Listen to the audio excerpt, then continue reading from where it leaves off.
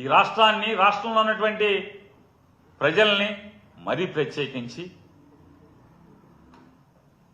మహిళల్ని రక్షించమని చెప్పని ఒక ఆవిడికి హోంమంత్రి ఇస్తే మహిళల్ని కాపాడుతున్న దేవుడెరుగు రోజు జగన్మోహన్ రెడ్డి గారిని తిట్టి పదవి కాపాడుకునేటువంటి దిగజారిన పరిస్థితి మనం చూస్తున్నాం. వాళ్ళ మంత్రులు ఈ రకంగా ఈ రాష్ట్రంలో ఉన్నటువంటి ప్రజల మాన ప్రాణాలను కాపాడాల్సినటువంటి, రక్షించాల్సినటువంటి వీళ్ళు ఎంతసేపు జగన్మోహన్ రెడ్డి గారిని